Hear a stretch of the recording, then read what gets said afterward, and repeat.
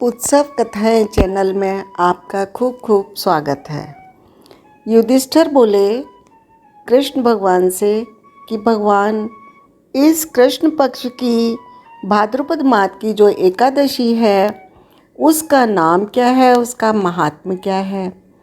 कृष्ण भगवान बोले युधिष्ठिर सुनो, ध्यान से सुनो। इस माह की एकादशी का, कृष्ण पक्ष की एकादशी का नाम है अजा और ये सभी पापों का नाश करने वाली है।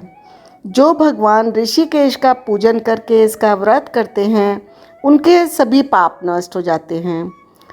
पूर्व काल में हरिश्चंद्र नाम के एक विख्यात चक्रवर्ती राजा थे जो समस्त भूमंडल के स्वामी थे, सत्य प्रतिज्ञ थे। किसी कर्म का फल भोग प्राप्त होने पर उन्हें अपने राज्य को गंवाना पड़ा। राजा ने अपनी पत्नी और पुत्र को बेचा और फिर अपने को भी बेच दिया। पुण्यात्मा होते हुए भी उन्हें चांडाल की दास्ता स्वीकार करनी पड़ी। वे मुर्दों का कफन लिया करते थे। एक बार अपने पुत्र की मृत्यु होने पर उनकी ही पत्नी अपने कर के रूप में आधी साड़ी का कफन दिया। बहुत विचलित फिर भी वो ना हुए, लेकिन बहुत दुखी हुए।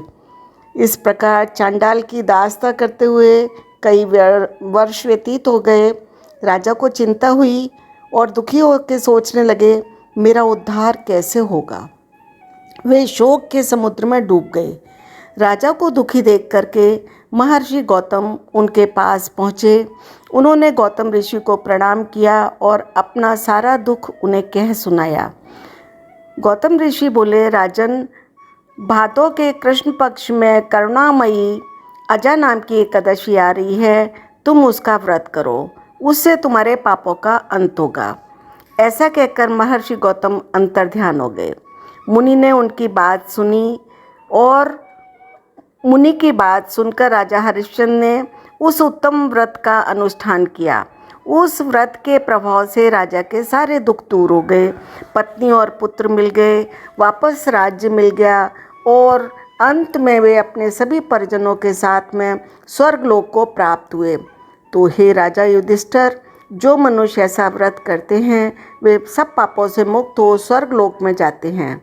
इसके पढ़ने सुनने इनसे अश्वमेध यज्ञ का फल प्राप्त होता है। फिर मिलेंगे, तब तक के लिए राधे राधे।